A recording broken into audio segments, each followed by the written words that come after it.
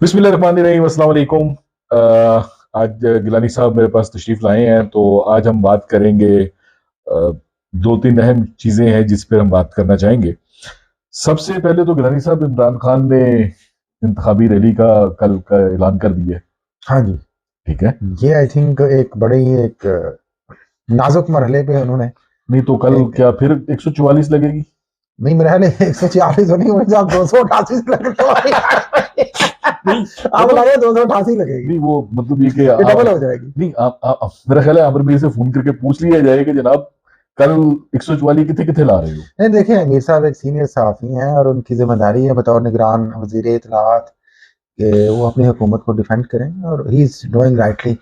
जो कुछ भी कर रहे हैं वो अपना फ़र्ज़ पूरा कर रहे हैं उस लिहाज से। लेकिन ये रैली देखें, जब से ये ज़िले शाह का कत्ल या तशद्दुद से हलाकत या हादसा से हलाकत, मैं तो इसको हादसा भी नहीं, सानहा ही अब कहूँगा, जो सारा कुछ इस मौत के इर्द गिर्द हो रहा है दोनों तरफ से बदकिस्मती से, तो उसके बाद से एक बहुत ज़्यादा एक सिंपथी जनरेट हुई है पब्लिक में। और आपने देखा कि आज बड़ी तादाद में लोग ज़मान पार्क में ज़िले शाह की फातह खानी के लिए एक प्रोग्राम रखा गया, तो उसमें आए थे। तो उसके साथ ही खान साहब ने कल रैली का अनाउंस किया है। कल इतवार भी है, छुट्टी भी है, और कल मैच तो कोई नहीं है।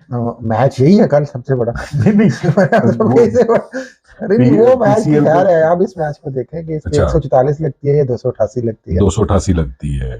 तो आई होप कि अगर ये संडे को लोग निकले तो बड़ी रैली होगी।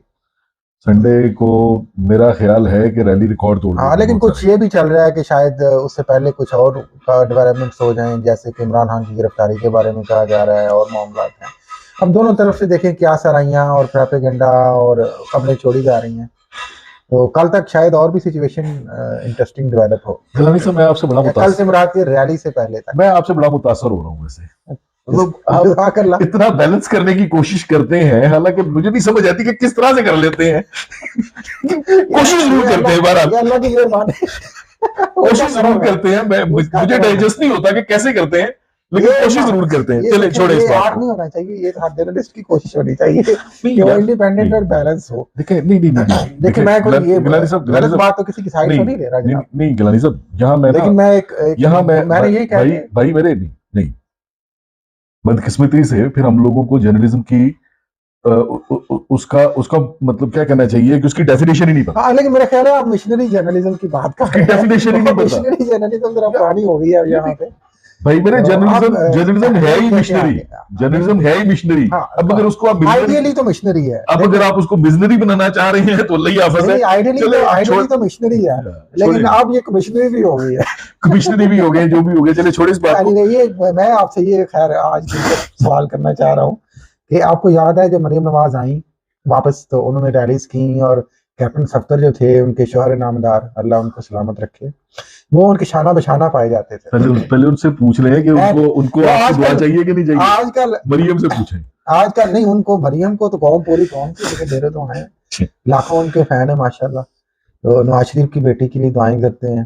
तो उसे जो ट्रबल्स होती हैं समटाइम्स हमें लगता है शायद भुट्टो की बेटी के लिए ही थी। तो अब चूंकि ये पंजाब की बेटी आ गई है तो हमदर्दियां और तरह हो गई हैं, प्रोपेगेंडा कैंपेन और हो गई है। लेकिन खैर वो भी गलत था, और यहाँ पे भी कुछ हो तो वो भी गलत है। कैसी बात है कि हर चीज लंदन में है लेकिन पंजाब की बेटी है। पंजाब तो आप लंदन की बेटी बनाना चाहते हैं? मैं तो लंदन की बेटी कहूंगा, पर चले आप पंजाब की बेटी बना। लेकिन वो मैं ये कहना चाह रहा था कि नजर नहीं आ रहे आजकल। मेरा ख्याल है जब से वो दाता दरबार में खड़े होके उन्होंने एक ARY TV को इंटरव्यू दे दिया, उसके बाद से कुछ मुझे लगता है कि घरेलू हालात कशीदा ही है।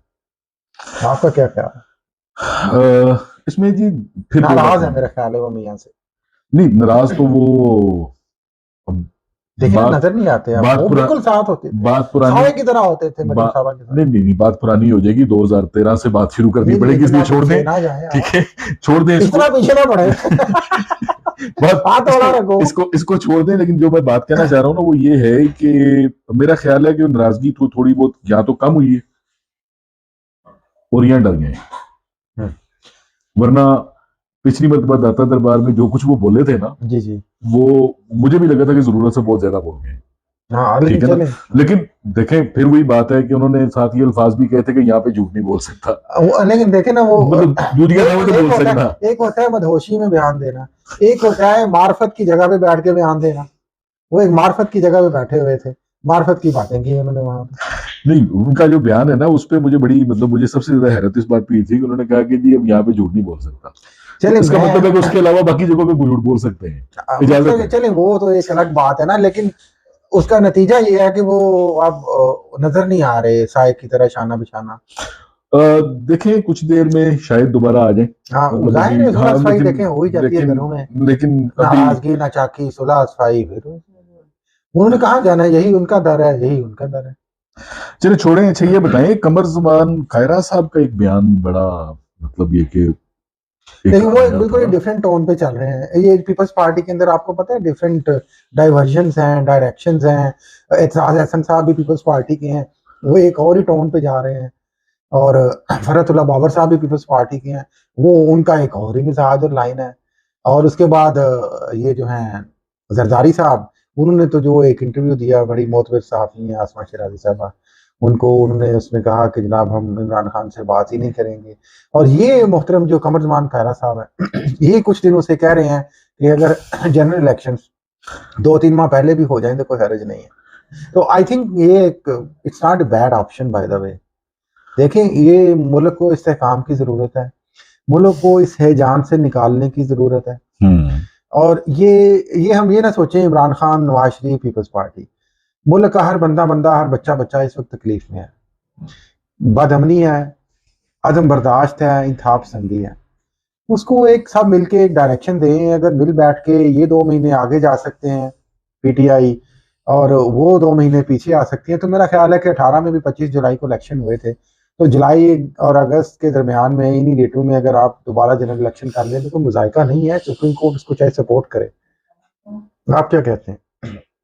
इसमें गिलानी साहब, मैं तो इसलिए चुप हूँ, बदकिस्मती से आइन को इतनी मरतबा तोड़ा गया है, चले एक मरतबा और तोड़ लें, इससे ज्यादा मैं कुछ नहीं कहूंगा इसके बारे में। सब आंखें बंद लेकिन करके लेकिन हाँ, लेकिन जो आपने जो बात की है वो, उससे बस मेरे जहन में एक छोटा सा सवाल आपसे, एक छोटे भाई हैं इसलिए आपसे पूछना चाह रहा हूँ, मोतबर साफी किन्ने किन्ने यार कोई मतलब गिना दो एक बारी, ताड़ी मेहरबानी में लिस्ट बनाना। देखिए हर साफी अपनी जात में मोतबर है, चलिए ठीक है, हर ठीक इंसान अपनी जात में मोतबर है, ठीक वो जहां पे ठीक खुश है उसको खुश रहने दें। ठीक है जी। हम ये कहते हैं कि कोई किसी को तकलीफ ना पहुंचाए, कोई किसी को अजियत ना पहुंचाए, टॉलरेंस और पीस के साथ, बर्दाश्त के साथ एक दूसरे की राय का एहतराम किया जाए। इससे तो अच्छी बात ही राजा साहब आप भी मानेंगे कोई नहीं हो सकती है। ये गालम गलोच, ये बुरा भला कहना, ये मेरा ख्याल है कि इससे हमारी सोसाइटी तबाह हो गई है, यकीन करें हमारी नौजवान नस्ल तबाह हो गई है। जी ठीक कह रहे हैं गिलानी इस साहब। सोसाइटी का भी सोचे राजा साहब। नहीं ठीक है, आप बिल्कुल ठीक कह रहे हैं, जर्नलिज्म जो है अब मिशनरी नहीं रहा, कमिश्नरी है,